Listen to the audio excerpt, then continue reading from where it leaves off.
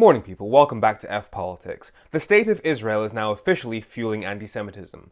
Their special envoy for combating anti-Semitism, Michal Colter-Wunsh, was just on Sky News and she said this. So when it's in cultural spaces, like at a music festival, you understand that we have reached this new stage of normalizing anti-Semitism. Now for starters, Bob Dylan said death to the IDF, a foreign army that is currently committing atrocities. He did not say that about all Jewish people. It is unacceptable that Jews anywhere in the world would be attacked because of something that happens in Israel. That is an unacceptable excuse, if you will, for a tsunami in anti-Semitism. But it might be what's happening. And you're 100% right that if the state of Israel has to pursue the war, and that the implication is that Jews around the world are experiencing this lethal hate, I would say that the countries in which they live have the responsibility to ensure that that can never be the case. That justifies anti-Semitism. So that is the official special envoy of the Israeli government acknowledging that the recent rise in anti-Semitism across the globe is because of people blaming innocent Jewish people for the actions of the Israeli government. So I sure hope nobody then goes on to imply that all Jewish people are inherently tied to the actions of the Israeli government.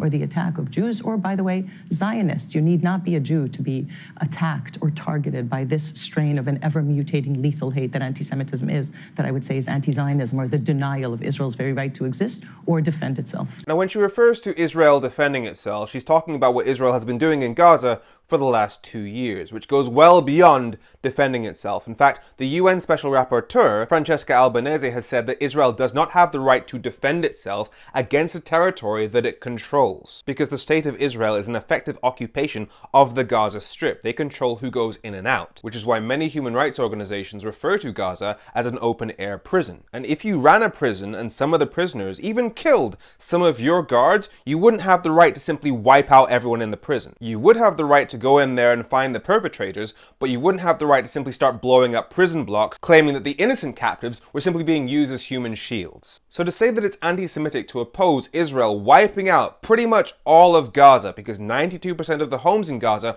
have been either damaged or destroyed, implies that opposing genocide is the exact same thing as opposing Jewish people, which implies that Jewish people are all implicated in genocide. Which is why it's so ironic that the Israeli government keeps using the accusation that Hamas uses human shields, when it's in fact the Israeli government that is hiding behind the entire global Jewish population, using them as human shields for their actions. Because their narrative is effectively, yes, we've killed 70,000 people, yes, we're going to keep killing more, and if you want to come at us for that, you're going to have to go through all Jewish people first. And it angers me because it is racist, because if you imply that all Jewish people are inherently tied to the actions of the Israeli government, that is the definition of fueling prejudice. I have Jewish friends who are abused on the basis that because they are openly Jewish, they must support the Israeli government, when they are in fact heavily opposed to it, but they are suffering from the very prejudice against all Jewish people that the Israeli government is fueling. I want to be really clear, because this is not one of those posts that say, oh, but they call everything anti-Semitic, so the word anti-Semitism is losing all meaning. Because they do that with the word racism and fascism, but if you don't call things racist or fascist